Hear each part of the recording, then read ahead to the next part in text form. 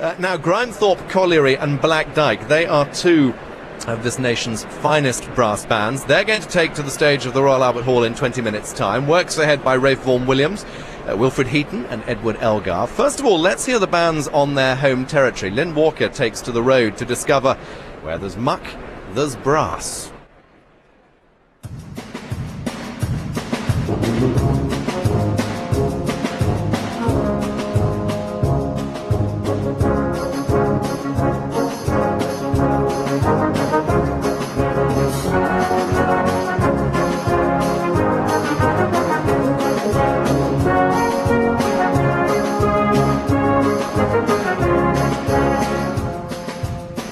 Though today's Brass Day is a real bonanza for the world of brass bands, those who play in them and those many admirers who follow them, brass bands have scarcely been overexposed at the Proms over the years.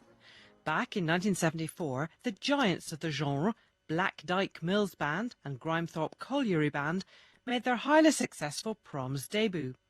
7 years later, they returned for 2 concerts. Then in 1987, Dyke Mills Band was back.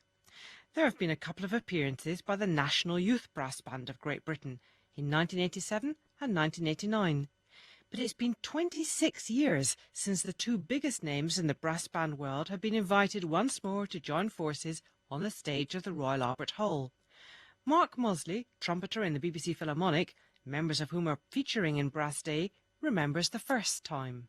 In 1974 we did the first ever brass band proms, which was a great thing, I feel, for the brass band movement as a whole to be recognised at the proms of the Royal Albert Hall. I myself was a school boy at the time, and an amazing feeling going into that hall to play a prom with all the people there. I'd seen it on television, and I always remember the chants that the audience get up, and they had one for us as well. They said, "Where there's muck, there's brass." And I remember it, I'll never forget that. That's one of the big things. For Peter Roberts, now soprano cornet in Dyke Band, a lifetime in mining was what lay ahead for most boys when he was at school. Back then, Roberts played in the Grimethorpe Colliery Band, formed in 1917 as a leisure activity for colliery workers, with a rigorous rehearsal schedule of Monday and Thursday evenings and Tuesday and Friday mornings, which Peter used to his advantage. I had a note from the conductor, Mr. George Thompson, to take to the headmaster of the school, and it said, "Please allow Peter away from school, I need him band practice." And I used to knock on the headmaster's door and he used to say, "OK, Peter, you run along." And I did that every day for 3 weeks. I know it's really naughty, but that's what happened. And as boys did then, you did the underground training and then you went on to different jobs in the mine. And when you got to 18, you did coalface training, and then you either went on to work in the coalface, or if you didn't like that, you went to work in the mine somewhere else. I went coalface training, and I realised that this wasn't for me. So the band used to work together as a team. So we would all work together, we all played together, and they were really, really good days. We used to have a concession of rehearsing on a Tuesday and a Friday.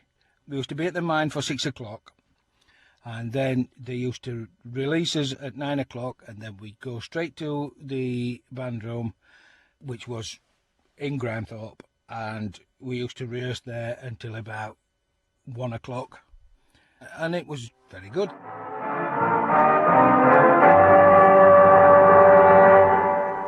Good evening. Britain's miners aren't rushing into a national strike, but they could still get there step by step.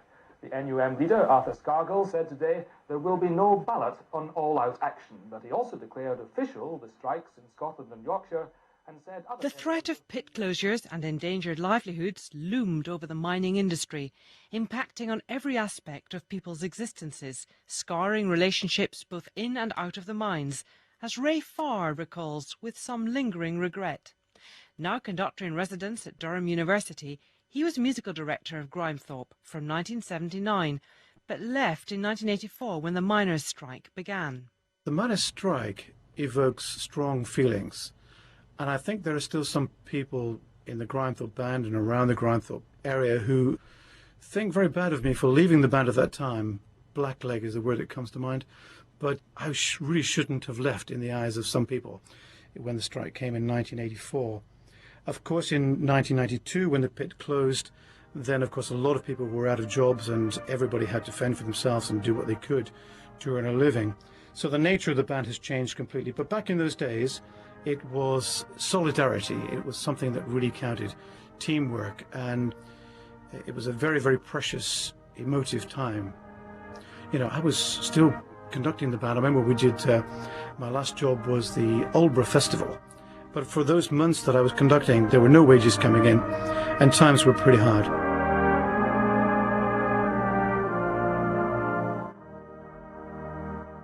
But though it was a devastating time for many, with a lot more muck than brass flying around, Peter Roberts recalls at least one triumphant moment in the Grimethorpe Colliery Band when music triumphed over adversity. We had an overwhelming sense of community spirit, and although we had no money whatsoever, I remember we'd been on strike from March, and in September they have the British Open brass band competition, and I remember out walking to the band room with my instrument and my silk carrier bag, and I felt in my pocket and I had a 10-pence piece and an old button, and we were on our way to Manchester to take part in this British Open competition.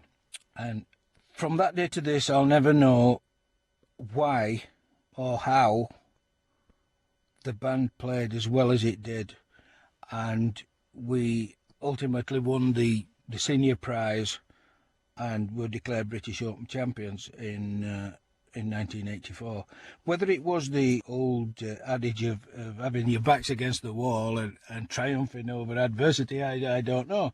Shades there in Peter Roberts' account of the bittersweet comedy film Brassed Off, whose soundtrack was recorded by the Grimethorpe Band itself.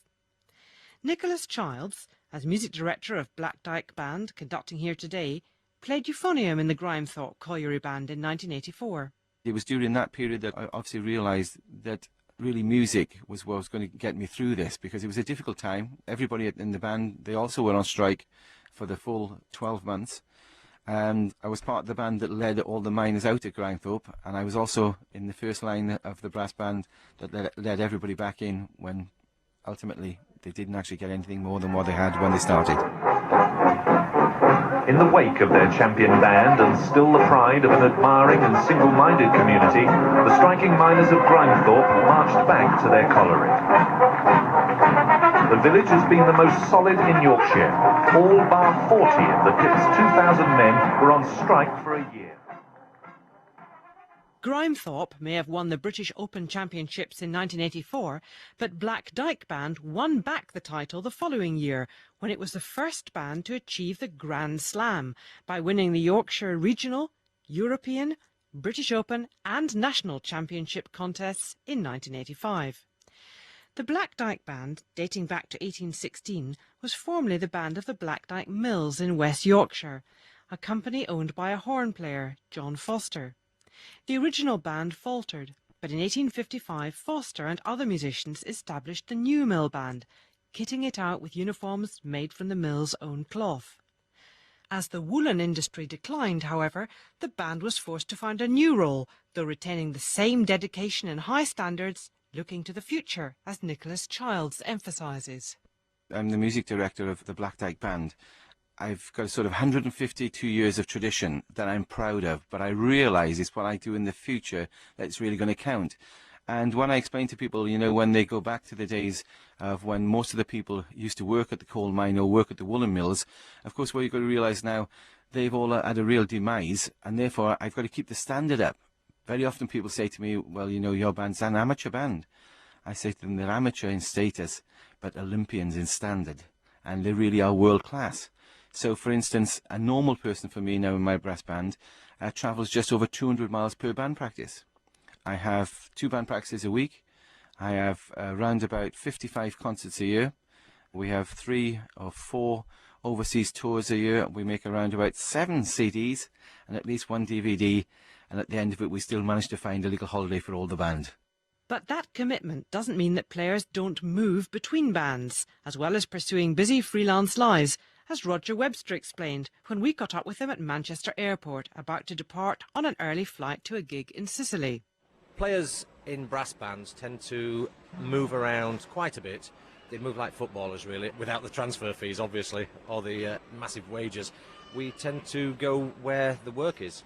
Sometimes you fall out with conductors or you fall out with players, so you have to move on. Other times it's just a matter of work. If your work's in a certain area, you'll move along and you'll go join the band in that area. Of course, contest wins are the barometer of success in the banding world, and the top two are continually competing closely with each other. Grimethorpe is currently National Brass Band Championships winner, while Black Dyke holds the British Open Championship title. So how intense is this rivalry? It's friendly rivalry, yes. But when I went to rehearsal last night, then I had to put everybody in the correct positions. And of course, when you have two wonderful, for example, principal euphonium players, it's who's its number one and who's its number two. Well, I had a conversation with the band to explain there wasn't going to be a number one and number two. Somebody had to sit in one position and one in another. The beauty about this brass day was that you had the two great bands performing, and I was going to make sure that no one actually was in charge of each other, but the music would speak for itself. Concerts, it's generally agreed, are the lifeblood of brass bands. But what role do competitions play? Competitions have played a very, very important role in the development of brass bands, right from the earliest one in 1856, I think it was, somewhere near Hull. Brass bands have developed not just through competitions themselves, but by the organisers, who have had the foresight to invite major composers to write important pieces for the medium. Vaughan Williams, Elgar, Holst, they all wrote wonderful pieces which have become part of the mainstay repertoire for brass bands. So how different is it from concert repertoire? Philip Wilby, composer of Dove Descending, to be heard later this afternoon, explains. One feature of writing music for brass bands particularly, and that is perhaps specific to do with competitions, is that the expectations of this music are rather less general than they might be for a concert piece. You obviously need to write something which is challenging, both intellectually, musically and technically for the players, but also which is full of content, so that they have the ability to show the power of the band, the complexity of the ensemble, and also the excellence of the soloists. And Dove Descending is no exception to this. It was written for the Millennium Open Brass Band Championship, and as a result is to do with the coming of Christ, with the birth of Christ. It's to do with Christ in the first part coming as a force of nature, as a ramping and a roaring lion, like the heat of the refiner's fire, something to do perhaps with the Old Testament prophecies. And then, of course, the second part is to do with Christ's nativity. So the whole piece, yes, it is a test piece, but it has a very strong poetical element.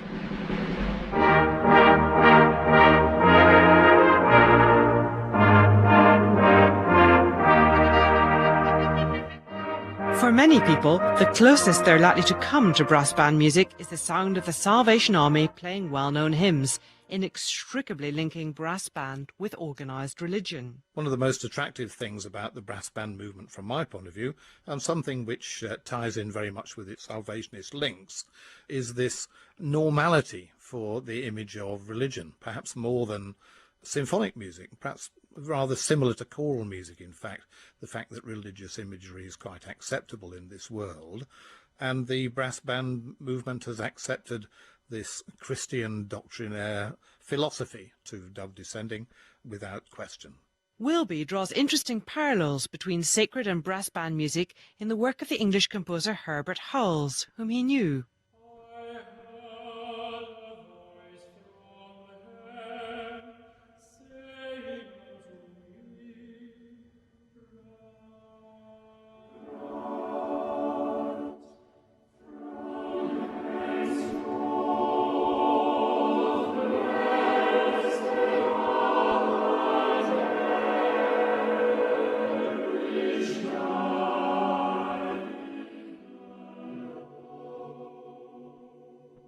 Herbert Howells was very drawn to brass band music and the traditions of the working class musician as well, not least male voice choirs. But of course he was a composer of religious music, and the two sides to his composing were very much the two sides to my composing also.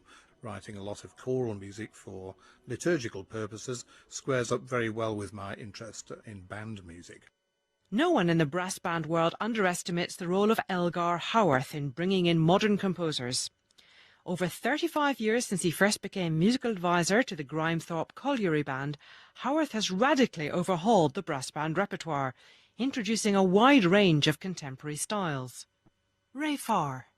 He was using his friendships with other composers, especially, and soloists and other conductors, to bring those kind of influences into the musical life of the Grimethorpe band. Particularly noticeable, of course, were the compositions that came from Harrison Birtwistle, Hans Werner Henze, George Benjamin, Vinko Globikar, and a whole host of others, included Tippett and Gruber, and I was very fortunate to be involved with the processes of developing those performances. As a composer himself, one of the Manchester school along with Peter Maxwell Davies, Howarth has provided the brass band movement with a whole treasure trove of original and arranged works.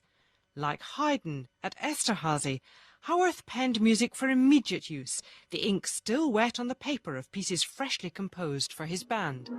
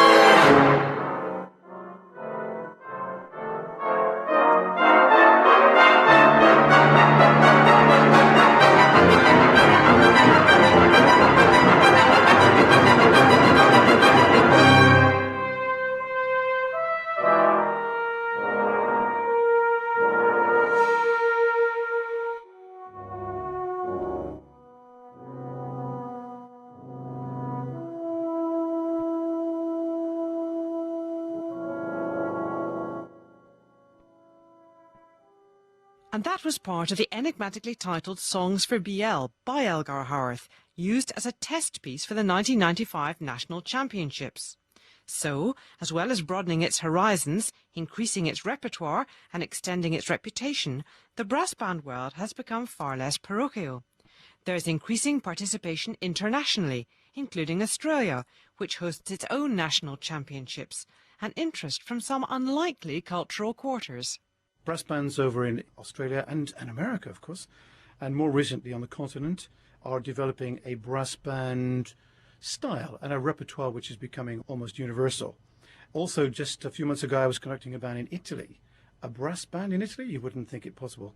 There's also a fabulous one in Austria that's coming over to visit the Northeast in the magnificent Sage Gateshead. They're coming over in November. And the American bands, I was there a couple of years ago, very strong tradition is building up. Brass Band Day here at the Proms is obviously the type of event which casts a positive slant on brass bands. But what does the future hold?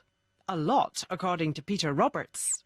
A lot of schools now have brass bands, and they have a massive competition, and it's amazing the number of children that plays brass instruments these days.